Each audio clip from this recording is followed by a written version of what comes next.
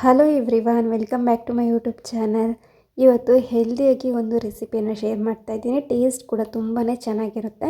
ಮಕ್ಕಳಿಗೂ ಕೂಡ ಟಿಫಿನಿಗೆ ಬೇಗ ಮಾಡಿಕೊಡ್ಬೋದು. ಇದು ಹೆಲ್ದಿ ಕೂಡ, ನೋಡೋಕ್ಕೂ ಕೂಡ ಕಲರ್ಫುಲ್ಲಾಗಿರುತ್ತೆ, ತುಂಬಾ ಚೆನ್ನಾಗಿರುತ್ತೆ.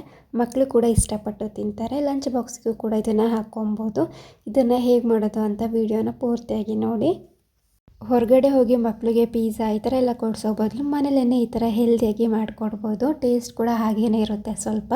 ಇದನ್ನು ಹೇಗೆ ಮಾಡೋದು ಅಂತ ನೋಡೋಣ.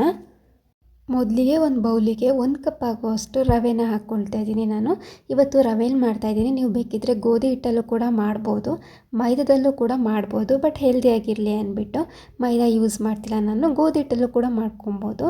1 ಕಪ್ ರವೆ ಹಾಕ್ಕೊಂಬಿಟ್ಟು ಅದಕ್ಕೆ ಸ್ವಲ್ಪ ಉಪ್ಪನ್ನು ಹಾಕ್ಕೊಂಬಿಟ್ಟು ಮಿಕ್ಸ್ ಮಾಡಿಕೊಂಡು, ಅದಾದಮೇಲೆ ಸ್ವಲ್ಪ ನೀರನ್ನು ಹಾಕ್ಕೊಂಬಿಟ್ಟು ಮತ್ತೆ ಇದನ್ನು ಚೆನ್ನಾಗಿ ಮಿಕ್ಸ್ ಮಾಡ್ಕೊಬೇಕು. ಜಾಸ್ತಿ ನೀರು ಹಾಕ್ಕೊಬಾರ್ದು, ಸ್ವಲ್ಪ ನೀರನ್ನು ಹಾಕಿ ಇದನ್ನು ಚೆನ್ನಾಗಿ ಮಿಕ್ಸ್ ಮಾಡಿಕೊಂಡು ಇದನ್ನು 1 ಗಂಟೆ ಸೈಡಲ್ಲಿ ಎತ್ತಿಟ್ಕೊಳ್ಳೋಣ. ರವೆ ನೀರನ್ನೆಲ್ಲ ಹೀರ್ಕೊಬೇಕು, ಹಾಗಾಗಿ ಇದನ್ನು ಸ್ವಲ್ಪ ಸೈಡಲ್ಲಿ ಇಟ್ಕೊಳ್ಳೋಣ. ಇವಾಗ ಒಂದು ಪ್ಯಾನಿಗೆ 2 ಸ್ಪೂನ್ ಹಾಕುವಷ್ಟು ಎಣ್ಣೆನ ಹಾಕ್ಕೊಳ್ತಾ ಇದ್ದೀನಿ. ಅದಕ್ಕೆ ಸ್ವಲ್ಪ ಉಪ್ಪು ಮತ್ತು ಸ್ವಲ್ಪ ಖಾರದ ಪುಡಿನ ಹಾಕ್ಕೊಂಡು ಅದನ್ನು ಒಂದ್ಸಲ ಮಿಕ್ಸ್ ಮಾಡ್ಕೊಂಬಿಟ್ಟು ಅದಕ್ಕೆ ಪನ್ನೀರನ್ನು ಆ್ಯಡ್ ಮಾಡ್ಕೊಳ್ತಾ ಇದ್ದೀನಿ.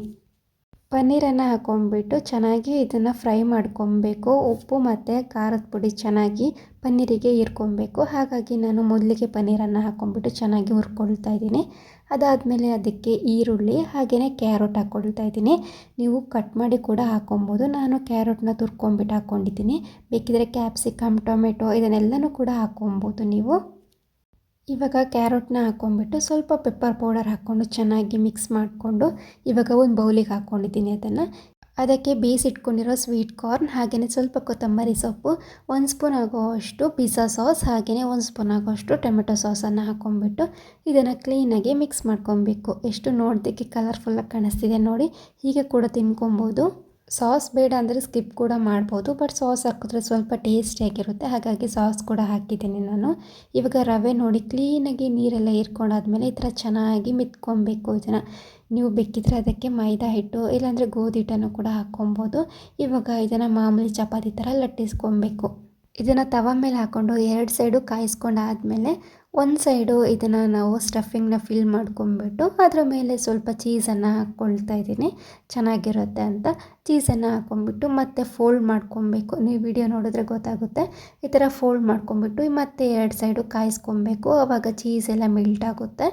ಇವಾಗ ಇದನ್ನು 2 ಸೈಡು ಕಾಯಿಸ್ಕೊಂಡಾದಮೇಲೆ ನಾವು ಮಧ್ಯ ಕಟ್ ಮಾಡಿಕೊಂಡ್ರೆ ಇದು ರೆಡಿನೇ ಆಗೋಗುತ್ತೆ. ಒಂದು ತಿಂದರೆ ಹೊಟ್ಟೆ ಫುಲ್ ಆಗಿಬಿಡುತ್ತೆ.